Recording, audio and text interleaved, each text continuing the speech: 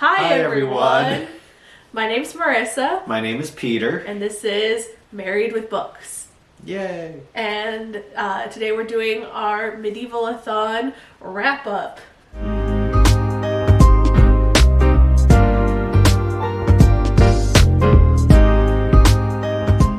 We just wanted to briefly go over the books we read and some brief thoughts. I'm thinking about just doing an in-depth review on our favorites, so we can go into that later. Okay. Do you want me to go first? Or do you want to go first? You could go first. Okay. In order that I read them? Yep. Okay, so for Medieval-A-Thon, I was going after the baker profession. So, and I did mine in order of the levels. So level 1 was to read a book chosen for you. So I read Red Country by Joe Abercrombie, chosen for me by yours truly, Peter. So this book follows Shy and Lamb. And Lamb is like Shy's stepfather figure kind of thing, and in the beginning they're Shy's brother and sister, our younger brother and sister are kidnapped, and so Shy and Lamb are going to rescue the kids, and I don't think they know why the kids were kidnapped or where they're being taken, so it kind of just goes from there and follows them across the country, and they go out to the Red Country, which is basically like the Wild West of North America. So it just kind of goes from there, and can't really say much more about it because it is like part of the Joe Abercrombie world, so it'll be a lot of spoilers if you haven't read the first Law trilogy. But yeah, overall I enjoyed this book. Also, one of my favorite characters, Nicoma Koska, was kind of made a presence in this book, so that was fun. The characters were good. The story was not my favorite because I'm not really into like Western settings and things like that. Yeah, but, it is a fantasy Western, so, but still, I love the book. Yes, this is Peter's favorite book of all time, right? Yeah, anyway. But yeah, so that was Red Country. I think I gave this 4, it ended up being a 4-star read for me. Oh yeah, we're gonna put them here. I guess I'll put like on my side, kind of. So yeah, and then book 2 was to read a debut novel. So for that I read Throne of Glass by Sarah J. Maas. But I was also doing this as part of the Tog Along, which I think I need to leave the information for that down below. But yeah, so I read Throne of Glass, and this follows Celaena Sardothien, who is an assassin. And at the beginning, she's trapped in the salt mines. I forgot what the place is called, but she's taken in by the prince, and this is basically like her bodyguard, Kael, and the prince's name is Dorian, and they take her back to the palace and basically tell her there's like a competition kind of thing to be the king's assassin, and so she hates the king for reasons, but she's going to participate in these trials so that she can win back her freedom after, like, I don't remember what the deal is, but several years of service, and then she'll be able to win her freedom instead of dying in the salt mines as a slave. So yeah, it just kind of goes from there. I really enjoyed the beginning of this book. Like, I was like so into it, kind of similar to her other book, the prequel novellas, The Assassin's Blade. Like, I just thought the beginning was so strong, and I was really into it, and then like it kind of reached a lull in the middle where I was not as into it. But I still enjoyed it overall. Like I said, I did have some issues. I had some issues with the plot and kind of the pacing, and it got pretty romance heavy. I mean, it's like the first book in a series, so it's not like full on romance, but it was kind of like just like her flirting with Dorian and Kael. There's a love triangle, this whole thing going on. I'm just like, can we just like get back to the plot, please? I don't know. It just kind of lost me there, but I still enjoyed it. You know, overall, I think it was also a 4-star. And I look forward to the rest of the series, hopefully again getting a little bit more in depth with the world and the magic and all that stuff. So that was that.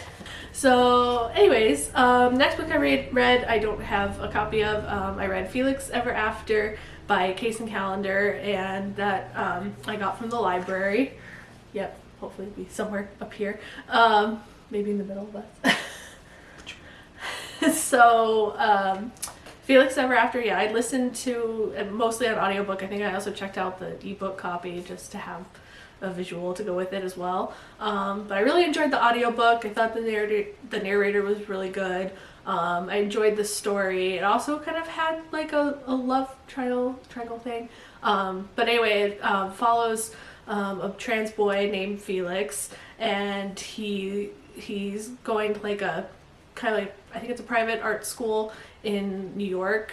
And his dream is to get into Brown University, and he's trying like so hard to put together like a portfolio of his artwork, but he doesn't really know like what he wants to do for his portfolio, so he's struggling with that, and then he's like struggling with his identity, and he basically gets outed in this really horrible attack where someone like hacks his Instagram and shows all of his old pictures where before he transitioned, and like reveals his dead name, so the name he was born with, and it's really pretty sad. And then so it's kind of like he thinks he knows who did it, and he's trying to like get back at them with this whole revenge plot.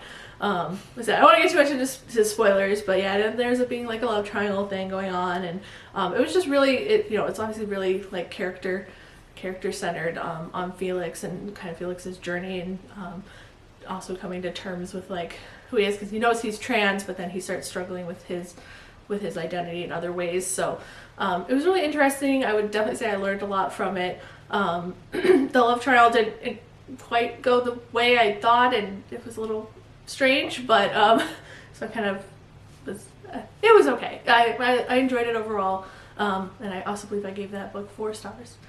So far, pretty 4-star review. Right? Lots of 4-star reads.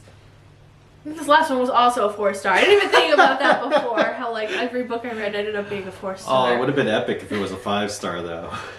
Yeah, no, none of them quite made 5-star level, but yeah, so the last book I read was for a book that is kind of from a genre I don't really read from. And that book was Bright We Burn by Kiersten White. So this is the 3rd book in a trilogy, starting with And I Darken, and the 2nd book was Now I Rise. So this was the last book in the trilogy. So it's following Lada and Radu, a brother and sister. Lada is like the ruler of Wallachia, and Radu like is still, well, at the beginning he's with the Ottomans and everything, and there's like this Lada's trying to fight for like the freedom of her country to not be a city-state. Is that what it's called? Vassal state? Yeah, vassal. Yeah, vassal of the Ottoman Empire anymore. So she's like, her and her brother are basically at odds throughout the entire book. So it was very interesting. It's a Vlad the Impaler retelling, by the way. And yeah, it was interesting. I didn't like it quite as much as the 2nd book. It was a little bit slower, even though it was a shorter book. So it was a little bit slower paced for some reason. So I wasn't as like intrigued or invested, but like there were certain points where I didn't really like where the story was going, and I kind of was irritated with Lada's character. But it worked out in the end, so I did like the ending, and again, spoilers, I can't really get into it. But I did like how it all wrapped up, and I enjoyed this series overall, so I would recommend it. But yeah, so that was Bright We Burn. Did you rate the 1st or 2nd book 5 stars? Yeah, the 2nd one was a 5-star. Okay. So the 2nd one was my favorite. The 1st one was a 4-star. I really liked the 2nd one just because it was like so fast paced, I felt like, and they're told in alternating chapters. It alternates between Lada and Radu. It's 3rd person though, but it's kind of still dual point of view. But like I said, I still liked it. It just wasn't quite 5-star for me. That's kind of surprising though. The middle book was your favorite. It's a trilogy, right? Mm-hmm. Yeah, that's surprising. Yeah, because usually you think second book syndrome, but oh, I forgot to say that I definitely, if you watched our TBR video for Medieval-A-Thon before this, that well, if you did watch it, you'll know that I clearly went off of what I originally planned to read, because what happened was I got in not a reading slump, but I just didn't want to read like fantasy. I wasn't in the mood for fantasy, even though I did read Throne of Glass and like Red Country, but I don't know, I was just kind of tired of fantasy at that point, so that's why I changed it up and started reading like contemporary books instead. But it was Medieval-A-Thon.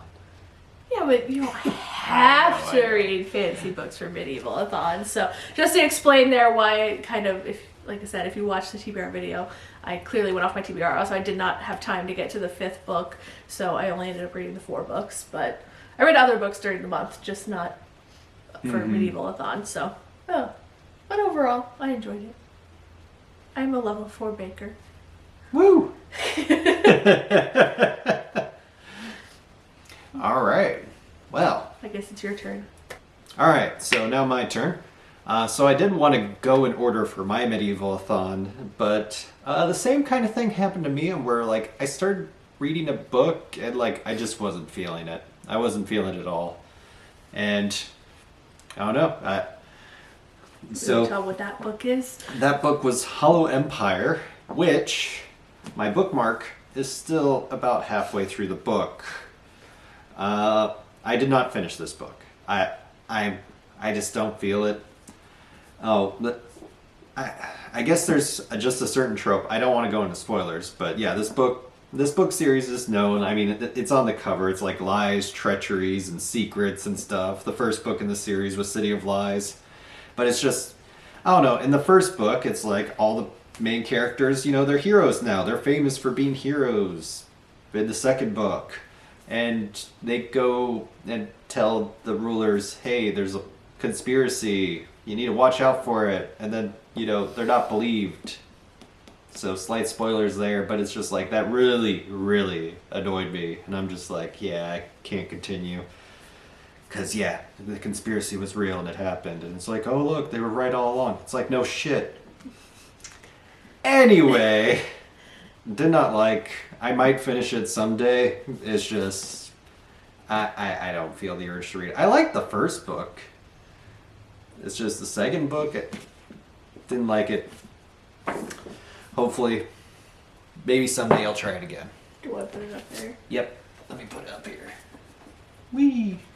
I don't even know if it'll show up there. Okay, well, we can start putting books here, I guess. Yep.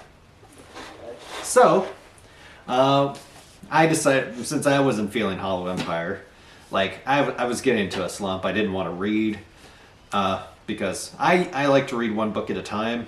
Marissa can read multiple books at a time. I can't keep my head straight when I'm reading multiple books. So I go with one book at a time. So Hollow Empire wasn't working out. Finally, I moved on to a different book, and I read it in like 2 or 3 days. I just sped right through Hench. I love this book. This book was great. Yay. 5 stars.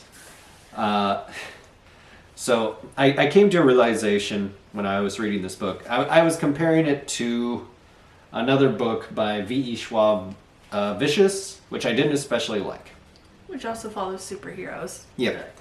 Yeah. Superheroes and supervillains. Let me explain. This Hench is about a supervillain's henchwoman, where the hero, a superhero like the Superman version in this world, injured her horribly, so she went to go work for a supervillain. Just a brief, non-spoilery summary. So she started working for a supervillain, and she really hates superheroes. And it just goes over her journey from there, and she is a badass. She is amazing. Even though she is a henchwoman, she's gonna be a supervillain herself someday. You can just tell.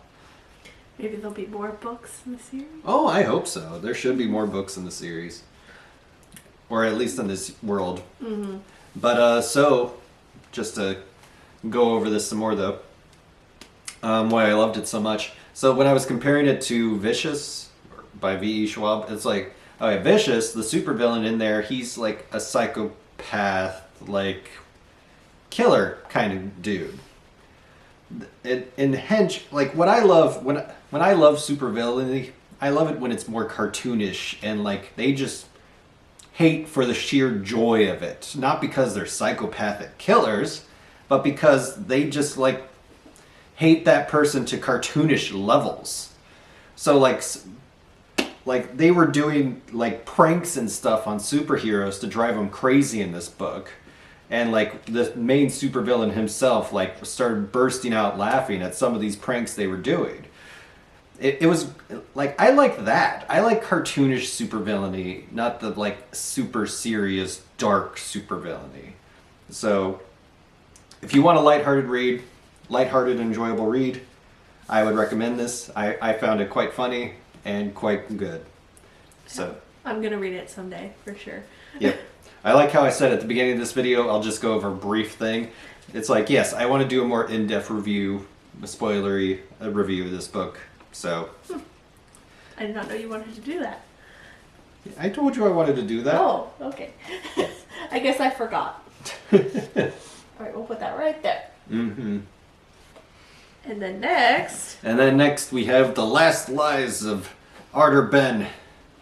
Where this is the final book in the Arter Ben trilogy. Technically, I think it's called something else. What is this trilogy? Kingdom of Grit trilogy. Where grit is the name of the dragon poop. Because the magic in this world involves around dragon poop. Because dragons are awesome that way. magical. Yep, magical. This was pretty good. This was a lot better than the second book. The second book I was kind of like iffy about. The second book, I think I still gave it 4 stars, but Sorry. You're pretty generous with your ratings. Yeah. Oh yeah. Hench, 5 stars. 5 stars. Yeah. 5. Don't worry, you said that. Yeah. So this was a lot more enjoyable than the second book. So Arter Ben, he is a ruse artist, which basically just means like he creates fantastical schemes to get stuff done, whatever he's attempting to accomplish, and he accomplishes like many different types of schemes. It's like he's pretended to be like a conductor in a symphony. He's pretended to be a god. That was one of his ruses. That one actually ended horribly wrong. I can't imagine why. Why would that end They terribly? like painted their skin gold and everything to pretend to be gods, and it was actually working for a bit until all the gods were getting... Yeah, I can't go over spoilers, but... Anyway. That sounds quite amusing, though. And also, this book started off like... It was definitely inspired like by like Jack Sparrow, because this book started off on where it's like...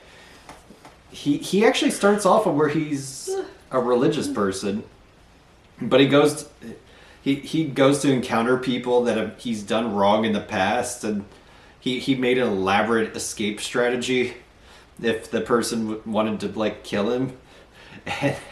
But Jack Sparrow, like, it went wrong, and he's just like flying around on a rope trying to figure out what to do. It was cool. 5 stars. It was cool. It was a good end to the... It was a good Arter end. Ben series.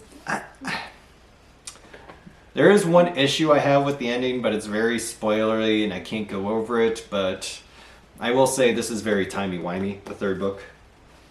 And Peter loves his timey-wimey stuff. Mm-hmm. Very time travel-ish. Which is interesting, because I was not expecting that from that series. Yeah, if you read the description of the third book, someone can see the future and he gets Arter Ben to do a job for him. And yeah, the person that can see the future is kind of like... There's time travel involved in the scene in the future. So it's very interesting. There's a lot of cool stuff in it. It's a very unique world. That's what I love most about it. I mean, the magic system revolves around dragon poop. Different kinds of dragon poop. It's definitely unique. Yeah. Like, who comes up with that? Tyler Whitesides, apparently. Good job, Tyler. Good job. Anyway. So, moving on. Moving on from there. So excited. Yes. Peter finally read The Queen of the Tearling. I'm going to go into a song because I'm so excited. She really wanted me to read this book. Not only did he read it, but... I did give it 5 stars. I really liked it. It was really fun. Winning. Right? Alright, so tell them what it's about. So The Queen of the Tearling is about... So, there is a daughter of the queen, has been in hiding for years and being tutored by two people out in the middle of the woods somewhere. And they've just been in hiding because her uncle wants to kill her so he can rule. Because the actual queen died quite a few years ago. It's not actually specified how she dies, so maybe that's revealed in the second book. But yeah, she died, and so it was waiting for her to come of age before she can take over and rule. Because you need to be 17 years old or 18 years old to rule, kind of medieval thingy. But got something on the cover. It's okay. But yes, this is really fun. She basically barges in as the best queen ever.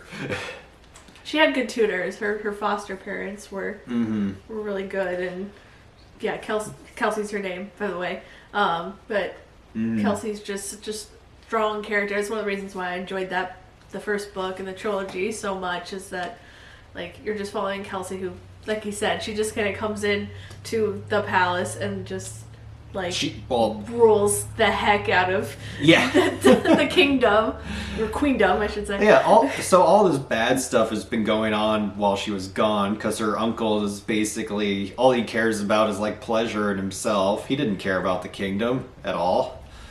So she just, like, even if she wasn't a good ruler, she would still be good in comparison. But she just comes in and she starts like, yep, we're going to stop that. We're going to stop that. Bye, uncle. See you later. All right, your time is done. Your time is done. While getting stabbed. Yeah. What? She's like, hey, bye, uncle. While she's like, just got stabbed. It's like, all right, it was good seeing you, uncle, but we'll see you later. Anyway, 5 stars. Good book. Highly recommend. Yep. I'm excited to read the second book. And for my final book of Medieval-A-Thon, I read Gideon the Ninth.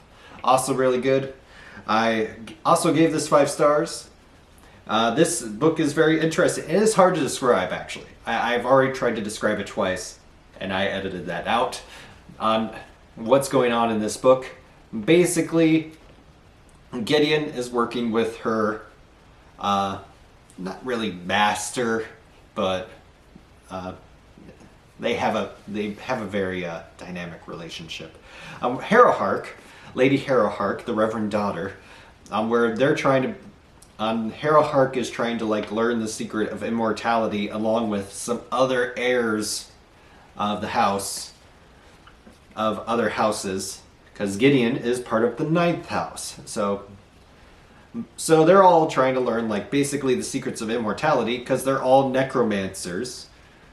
And in space, there's a whole like sci-fi universe with it's just being necromancers in space, and all their technologies related to necromancy and like bones. Like Harrowhark is specifically like more of a bone necromancer than like a flesh necromancer. It's interesting. There's a lot in this series. The only complaint I have about Gideon the Ninth is there's a lot of names going on. A lot of complicated names. Because it's the 9th house, and for each house, there's 9 houses. For each house, there's 2 people there in the book. So there's 18 people to keep track of, 16 not the main characters. So it's like, oh, it's like this person, they mentioned this person's name. It's like, who are they again? Because, you don't see them all at once. You figure it out as you go along, but there are still times, especially in the beginning, where I'm like they say a name, and it's like you're expected to remember who they are. It's like... Okay, apologies for the lighting change. Our battery died. While I was complaining about how confusing the names are in this book. Anyway. Anyway. Yeah. Just to briefly summarize that again, 18 names. Lots to keep track of. Lots to keep track of. But for Valentine's Day, Marissa got me the sequel to this book that I just jumped right into, called Gideon the Ninth. And it's really fun so far, but it's also confusing in a different way. But I like the second book. I don't know if I like it as much as this yet. I haven't finished yet, but 5 stars, and so far Gideon the Ninth is a 5-star read as well. I'm not done yet, but it's been fun. And I keep telling her about all my theories and stuff. Well, I'm so glad that you're enjoying it more than I did. It was a nice surprise Valentine's Day gift. It got delivered like an hour before dinner. It was great. Oh yeah, because Amazon was having a 3 for 2 deal. It was just too good to give up. It was too good to pass on. So secretly she bought herself books, and she's like, "Here, Peter." Yeah. Let me get you one too. Yay. Yay. Alright, let's put it there. Anyway. So that was our Medieval-A-Thon wrap up. So Still don't have an outro. So yep. Bye everyone. Bye. Bye. Nice talking to you. She is just screwing with the heroes as much as she can, and she's loving every second of it, and it's great. Right now, they're delaying flights for like some superheroes just to screw with them. And making them as uncomfortable as possible. There's going to be so many delays for their flights. So many delays is what made me giggle. Check it out. We got Chinese food delivery. And I'm reading Red Country, Peter's favorite book. Aren't you happy, Peter? I'm going to finish it tonight. Oh, yeah. You're going to try. I'm going to try. I only have like 150 pages left. I can do it. It's Friday night. I mean, I don't know, the latter half of the book, there's a lot of fighting, though. So you might have to take a break. It's pretty red. And bloody. Uh-huh. In a country. Okay, I'm going to stop this now. Bye. Enjoy your lo mein. I'm trying.